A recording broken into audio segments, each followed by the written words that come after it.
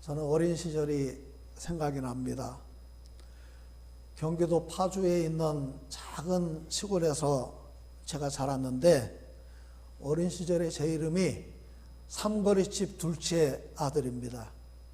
제가 자란 동네에서는 설날이 되면 어른들에게 세배를 다녔습니다. 동네 꼬마들 모여서 함께 세배를 가기도 하고 친구랑 둘이 가서 세배를 하기도 하는데 옆집, 앞집, 뒷집 그 동네를 다니면서 신나게 가서 세배를 하면 먹을 것도 이렇게 차려주시기도 하시고 어릴 때 먹는 거 별로 좋아하지 않으니까 세뱃돈을 주셨어요. 세뱃돈 받는 재미에 신나게 가서 세배를 했던 그런 기억이 납니다. 여러분 세배 하셨어요? 예, 제가 오늘 이 자리에서 여러분들에게 그냥 서서 세배를 드리겠습니다. 새해 복 많이 받으세요. 예, 옆에 사람에게 한번 인사하겠습니다. 새해 복 많이 받으세요. 예, 새해 복 많이 받으세요. 예, 고맙습니다. 37절 말씀을 함께 읽겠습니다. 시작. 명절 끝날 곧 큰 날에 예수께서 서서 외쳐 이르시되 누구든지 목마르거든 내게로 와서 마시라. 명절 끝날 큰 날이라고 말을 했는데 그 명절은 초막절을 말하는 겁니다. 요한복음 7장에만 이스라엘의 명절인 초막절에 대한 말씀을 6번이나 기록을 했어요. 요한복음 7장 1절, 7장 2절 유대인의 명절인 초막절이 가까운지라 8절 10절 명절에 11절 명절 중에 14절 명절의 중간이 되어 37절 명절 끝날 곧 큰 날에 이 초막절은 우리나라 그 설이나 추석과 같은 그런 아주 이스라엘의 중요한 명절이었다는 거예요. 특별히 이스라엘에는 7개의 절기가 있죠. 그 중에 3대 절기가 있습니다. 6월절, 77절, 초막절. 그 3대 절기 가운데 하나가 바로 초막절입니다. 6월절은 우리가 잘 알고 있죠. 이스라엘 백성들이 애굽에서 종살이할 때 하나님께서 이스라엘을 구원하시려고 10가지 재앙을 애굽에 내리셨어요. 마지막 재앙이 뭐죠? 장자가 죽는 재앙입니다. 그 장자가 죽는 재앙을 통해서 애굽의 모든 장자들은 다 죽었어요. 짐승도 죽었습니다. 심지어 바로의 장자도 죽습니다. 그런데 하나님은 이스라엘이 패스오버 하셨어요. 6월절은 양을 잡아서 그 피를 가지고 문 인방과 좌우 설주에 그 피를 바르면 그 피를 보고 죽음의 사자가 패스오버 한다는 거예요. 이것은 오늘날 부활절에 해당된다고 보면 좋겠습니다. 그 다음에 77절은 이스라엘의 그 초실절이라고 하는 절기가 있어요. 처음 열매를 거두고 감사하는 그런 절기로부터 50일째 되는 날. 안식일을 50일이니까 안식일을 몇 번 지켜요? 7, 7에 49, 7번을 지키기 때문에 77절이라고 그렇게 말을 합니다. 이것은 이스라엘 사람들에게 의미가 있는 것이 이스라엘 사람들은 그렇게 지금도 믿습니다. 홍해를 건넜을 그때가 초실절이라는 거예요. 그 다음에 초실절부터 50일째 된 날이 언제냐? 모세가 시내산에 올라가서 십계명을 받은 날이라고 그렇게 해석을 합니다. 그러니까 그날을 77절로 지키는 겁니다. 우리가 예수님을 부활의 첫 열매라고 우리는 말을 합니다. 예수님이 부활하시고 50일째 되는 날이 뭐예요? 오순절이죠.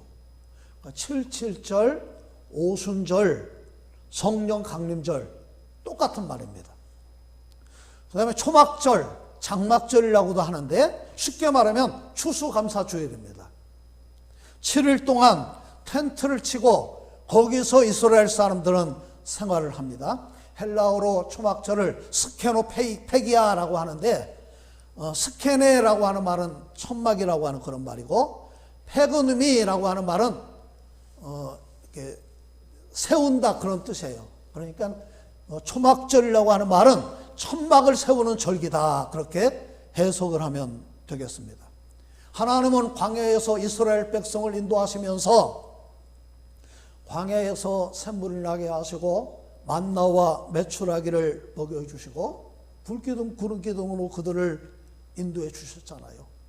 그 은혜를 잊지 않기 위해서 그 은혜를 기억하면서 자기 집을 놔두고 집 밖에 나와서 텐트를 쳐놓고 거기서 일주일 동안 생활하는 거예요. 불편하지요? 힘들지요? 그렇지만 그 힘든 일 가운데 하나님이 우리 조상들에게 베풀어 주신 그 은혜를 기억하는 거예요. 그러면서 감사하는 그런 절기로 특별히 이 초막절을 지킵니다.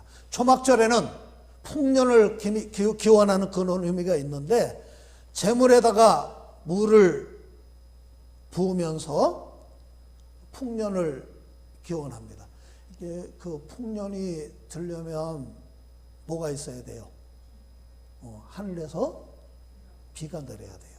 특별히 그 이스라엘 땅들은 뭐 경제 정리가 된 그런 땅들이 아니잖아요. 천수답입니다. 하늘에서 비가 오지 않으면 열매를 거둘 수가 없어요. 하나님, 풍성한 비를 주셔서 감사합니다. 내년에도 풍성한 비를 주셔서 풍년이 되게 해주세요. 시편 118편 25절 말씀, 여호와여 구하옵나니 이제 구원하소서, 여호와여 구하옵나니 이제 형통케 하소서, 그 말씀을 외치면서 특별히 그 초막절 마지막 날에는 제사장이 실로암 연못에서 물을 떠다가 제단에 그 물을 붓는다고 합니다. 그러면서 기도와 찬양을 드리고 그 예식을 많은 사람들이 지켜보는 거예요. 지켜보다가 그 제사장이 물을 붓고 기도와 찬송이 끝나면 그 자리에서 그 사람들이 나팔을 불고 종려나무 가지를 흔들고 소리를 지르고 춤을 추면서 축제가 그 자리에서 벌어지는 겁니다. 작년 10월 7일 날 하마스가 이스라엘을 기습 공격을 했잖아요. 그날만 800명의 이스라엘 사람이 죽었다는 거예요. 240명이 납치가 됐는데, 자, 그래서 그것 때문에 계속해서 이스라엘이 가자 지구를 지금 공격하고 있잖아요. 지금까지 이스라엘 사람만 1,500명이 죽었다는 거예요. 엄청난 거죠. 텔레비전에 방영된 뉴스 가운데 여러분 보셨는지 모르겠어요. 하마스가 축제장에 난입해서 아수라장을 만들면서 막 사람들이 막 벌거벗은 채로 막 도망을 가고 그런 것들이 나왔는데, 그 축제가 바로 초막절 마지막 날에 벌어지는 그런 축제입니다.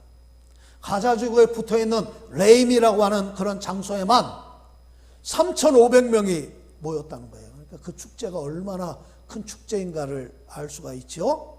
뭐 죽고 부상당하고 그 자리에서만 시신이 269가 발견이 됐대요. 완전 피바다를 만든 거죠. 그런데 이런 전쟁이 이스라엘에만 일어날까요? 한반도에도 일어날 수가 있어요. 북한은 언제든지 남한을 기습 공격할 수 있는 그런 능력이 있습니다. 지금 남과 북의 군사력 차이를 비교하는 것은 제가 생각할 때는 무의미한 일인 것 같아요. 이제는 남과 북이 상대가 되지 않지요. 그 격차는 날로 더 벌어질 겁니다. 그래서 북한이 결사적으로 핵과 미사일에 매달리는 거예요. 그게 아니면 지금 자기를 지킬 수 없다고 판단하고 있는 겁니다.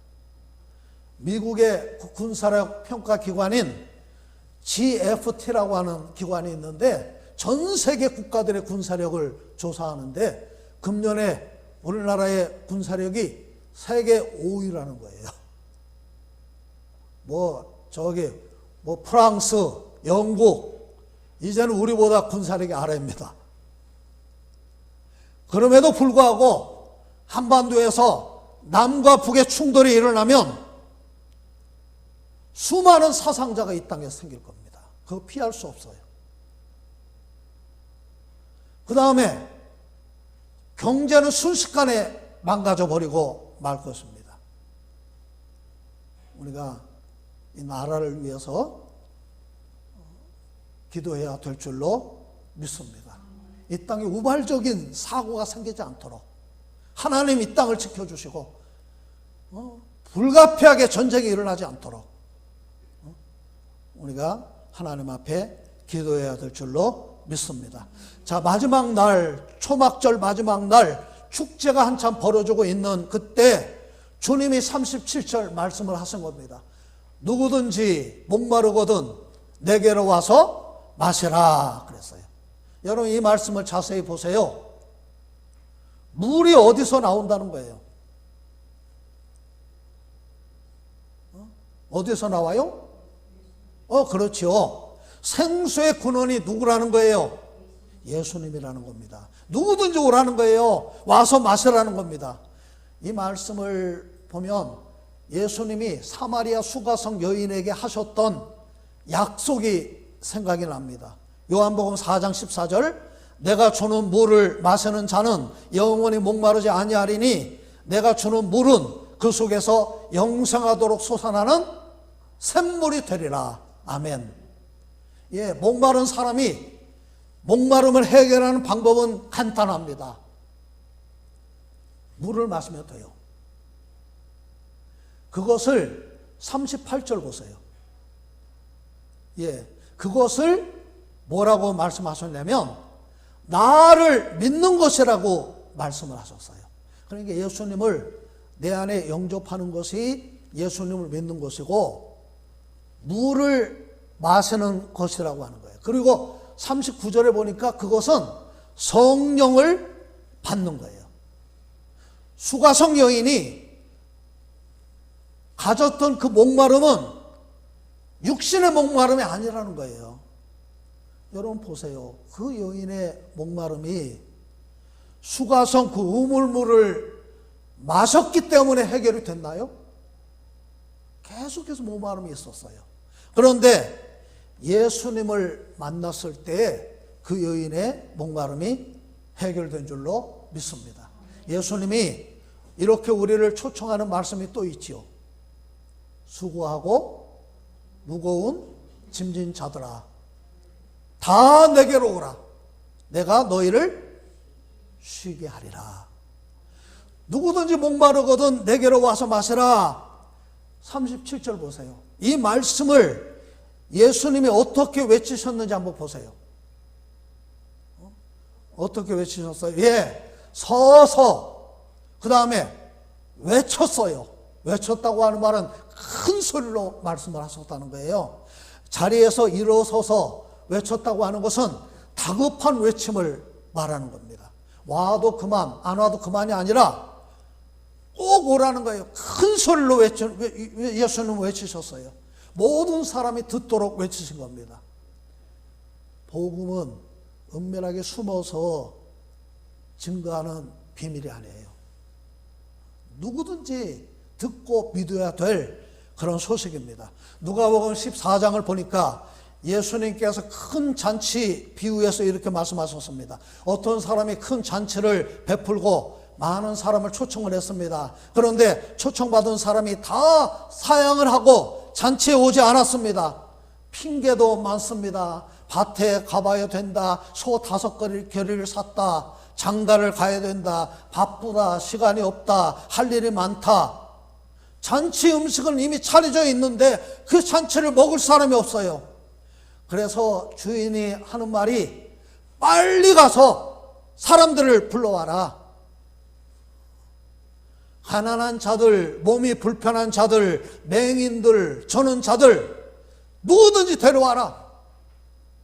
그리고 길과 산을 타러 나가서 사람을 강권해서 데려다가 그들을 먹게 해라. 누구든지 먹이라는 거예요. 자, 이런 다급함이 예수님에게 있었다는 겁니다. 자, 예수님이 초청하는 내용이 뭐예요? 누구든지 목마르거든 내게로 와서 뭐하라? 마시라. 여러분, 예수님이 부활이요 생명이신 줄로 믿습니다. 나는 부활이요 생명이니 나를 믿는 자는 죽어도 살겠고 무릇 살아서 나를 믿는 자는 영원히 죽지 아니하리라. 예수님이 길이요 진리요 생명이신 줄로 믿습니다. 나로 말미암지 않고는 아버지께로 올 자가 없대요.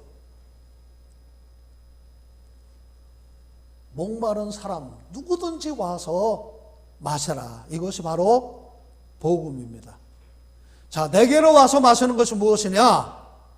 38절에 함께 읽겠습니다. 시작. 나를 믿는 자는 성경의 이름과 같이 그 배에서 생수의 강이 흘러나오리라 하시니, 나를 믿는 자는 생수를 마시게 될 것이라는 거예요. 생수의 근원이신 예수님에게서 생수가 흘러나와서 우리의 목마름을 해결해 줄 것이라는 겁니다. 그리고 그 물이 내 안을 가득 채워서 생수의 강이 되어서 흘러나올 것이라는 거예요. 그것이 바로 은혜입니다. 그것이 바로 선물입니다. 우리가 예수를 믿음으로 그 배에서 생수의 강이 흐르는데 내 안에 물이 가득 차서 그것이 밖으로 흘러나오게 된다.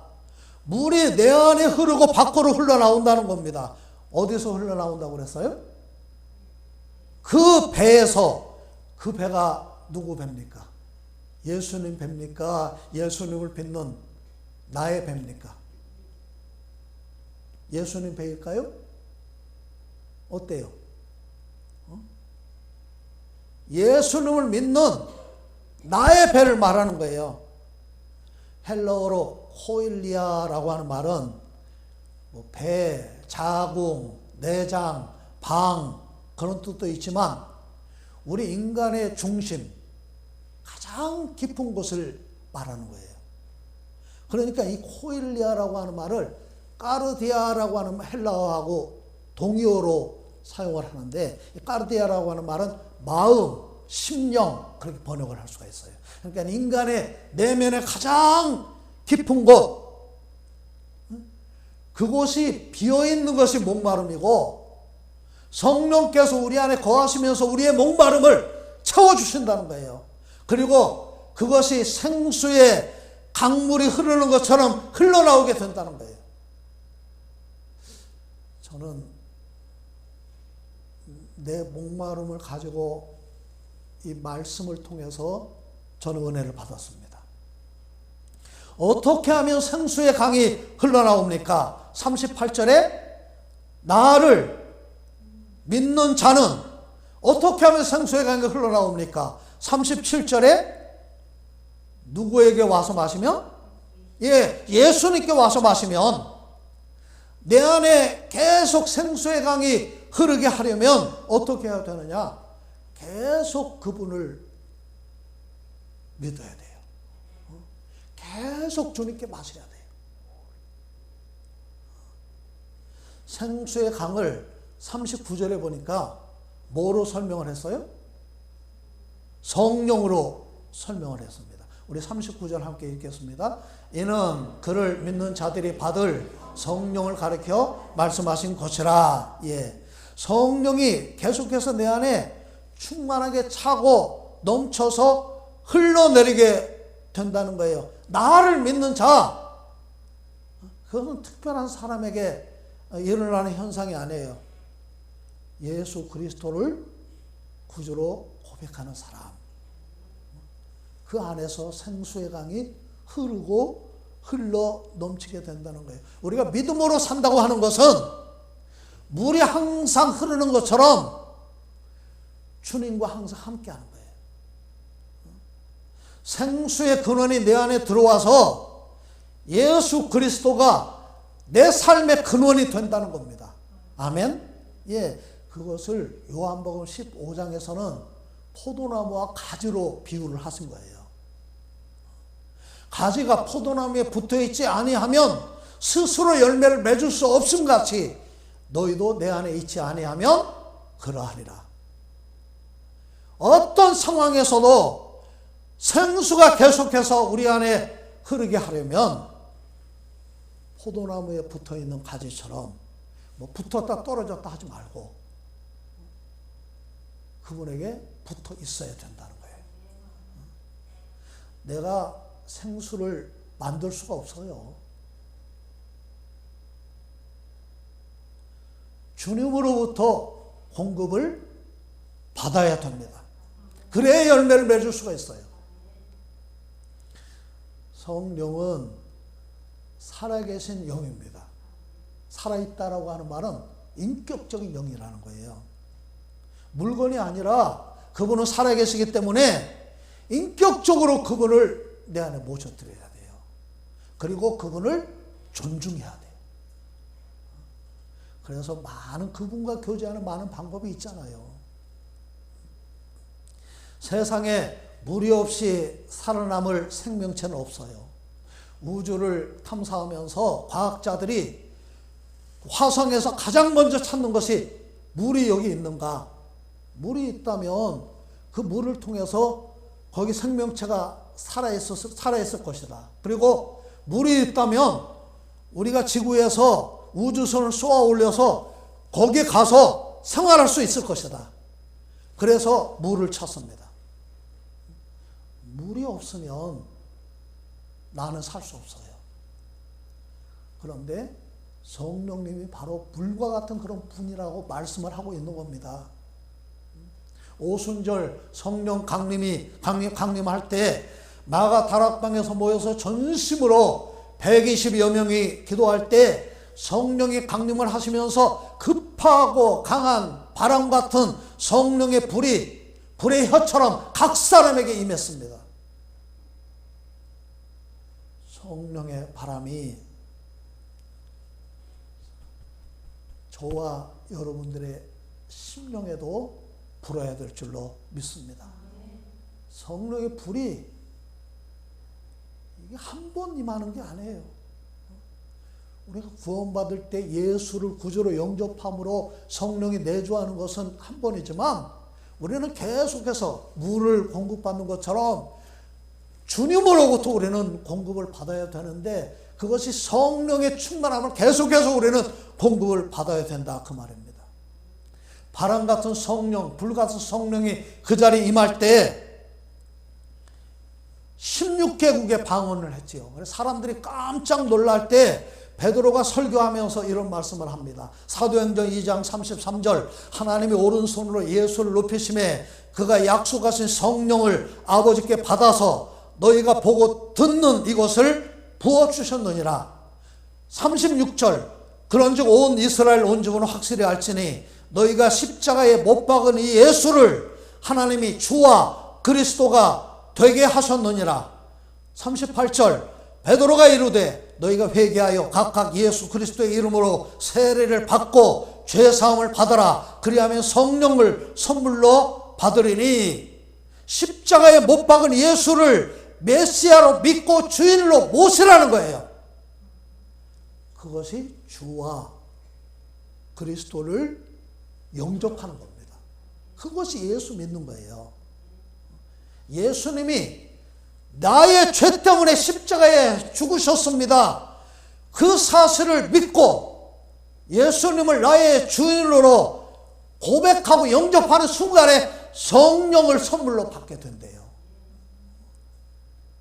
그것이 생수의 강을 소유하는 비결입니다. 우리가 살아가는 삶은 항상 목이 말라요. 목사도 목이 마릅니다. 물이 있어야 되는데 시편 42편 1절에서 뭐라고 그랬어요? 사슴이 시냇물을 찾아 갈급한 같이 내 영혼이 주를 찾기에 갈급하니이다. 다른 거 보면 목말라요. 주님을 향해야 돼요. 주님께서 부어주시는 그 생수가 나에게 부어져야 내 목마름이 해결이 되는 거예요. 우리는 주님을 떠나서 살 수가 없습니다. 우리가 환경적으로 힘들어서 힘든 게 아니에요. 제 중학교 1년 선배 중에 천재가 있었습니다. 전 과목 100점이에요. 영어 100점 못 맞으면 지금도 생각이 납니다.